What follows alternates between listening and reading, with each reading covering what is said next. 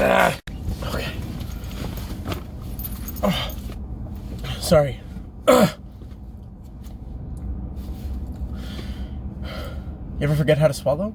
I forgot how to swallow. Okay, so I don't ever normally do anything like this. Hence the not. I'm in the car. I'm on my way to work. I'm a barber. Because, you know, barbers carry, you know, you would know that I was a barber if I held this up at you. I am here because I need an outlet, I guess. So I figured I'd tell you guys a story about, I went to the doctor recently for meds because I'm sad a lot. I went in, it's normal, like every other day, you have to go in there like 15 minutes before your appointment time. You have to go up and check in with a little paper that has a number on it, like you're going to the deli to get some meat. You go and sit down in this waiting room it's maybe, it looks like, it's bigger than any other waiting room I've ever seen in my life in a doctor's office.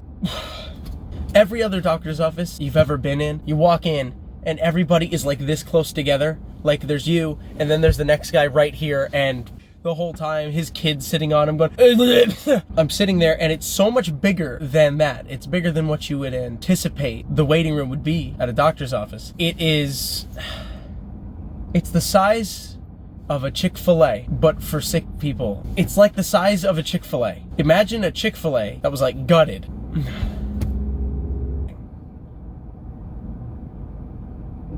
Like there's no good way to describe this. It is very big. It is big. And I'm sitting there, and that's where the real fun begins. Minding my own business, I'm playing 10-10 on my phone. That's a game where you put like blocks here and like blocks here. When it fills out the whole line, they disappear, and then you've got to fit more blocks into it, and they keep disappearing. You know, there's a guy coming in. I've never done this before, so I'm just... All right, we're good. I'm playing 10-10, and I turn to my right. Oh, it looks, yeah, right. And there's a couple about like 5 or 6 rows back. I know what it looks like now. Forget the whole Chick-fil-A thing. It looks, it's like the DMV waiting room, but everybody's coughing. It's awful. And there's a couple, and they're just violently making out. I'm talking open mouth, making out with each other. The people next to them are just, I don't know if they notice or don't notice. They're trying not to make a scene or being like, hey, you know, that bothers me. Please stop spitting in each other's mouths. Even me, I don't like confrontation, so I wouldn't have said anything. I would have just let them. I mean, at least, they're the only 2 people in the room that weren't coughing, so I guess that's something, right? I finally just go back to what I'm doing, sitting on my phone, and almost immediately after they're done doing that, a guy's ringtone starts. This guy's ringtone over and over is, I'm Donald Trump and I approve this message.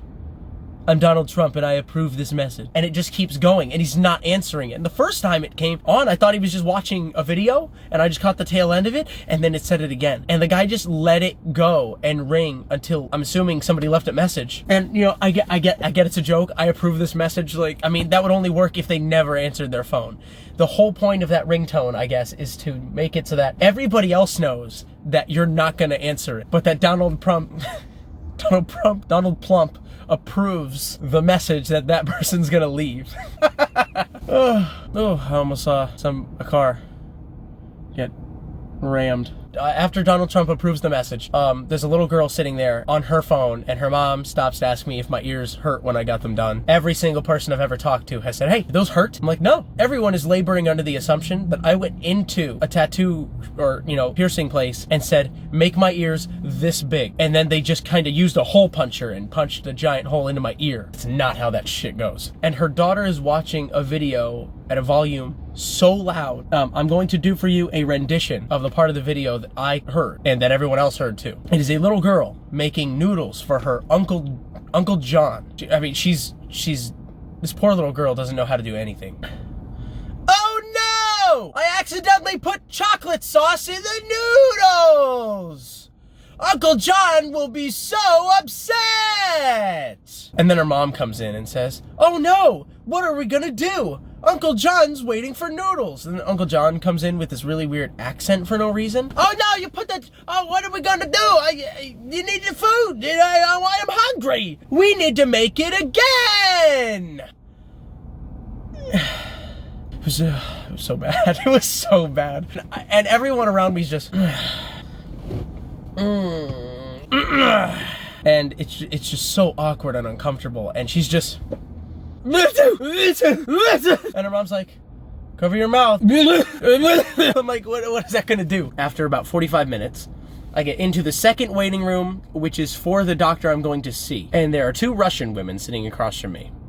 And that has nothing to do with the story. And they're talking on the one's phone, and they're talking about something in Russian. I can't understand them. But every time I would look up, in general, I'd look around the room or something, the older one is staring at me like this. And I'd look down. I'd look back up, and she's... But every time I looked down, she was still talking to the other one. It was like, every time I looked up, it's like she knew I was gonna look up, so she instinctively was listening. And looked like she was pissed at me for checking it out, scoping. So I just keep my head down. I'm still playing 10-10. I've tried to avoid every single bit of action that's happening in this office. And I'm just sitting, and it's so quiet at that point. Nobody's talking, not even the 2 women on the phone. It's so quiet. And finally, the woman to the right of me goes... Almost shit my pants. That it was so scary and so loud. Went like that. It scared me so bad. Finally, I get called back. I'm just like, man, this place is wild. They got the vibes. They got the bad, they wildin' out. I finally go back there. I say hi to him, and I've seen him like 3 or 4 times now. He's like, Spencer, right? I'm like, yeah. He's like Spencer for Hire. For those of you that don't know what Spencer for Hire is, it's an old TV show about a guy named Spencer who, he has a job. It's spelled differently than my name. His name has an S in it.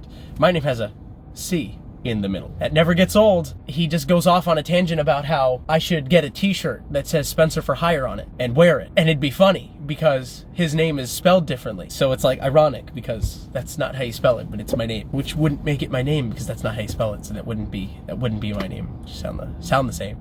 But if I wore the shirt, I'd look like a dumbass. I get in and out of his office. It's been a wild morning. And then as I'm leaving, I see a woman and she's just like, sir, help. And so I walk over to her. I'm like, yeah? And she's like, I forgot my cane. And just holds out her hand at me. And I'm like, oh. So I reach my arm out and she grabs it like with a vice grip, like, and then asks me to walk her to a door. So I'm walking her to the door and my arm is being like compressed to like 2 times smaller than it normally is by this old woman's hand. And I've never seen a person that old with that much of a grip on anything. It was like frightening because I was like, does she actually want help to the door or am I about to get mugged by this elderly woman? I finally help her to the door and she says, thank you. And I look at my arm and there's marks on my arm from where like she grabbed me. I mean, on the bright side, at least I did a good deed for the day. Not going to hell. So, all right, I'm going to try to do these sometimes if this one gets any traction at all. So, bye.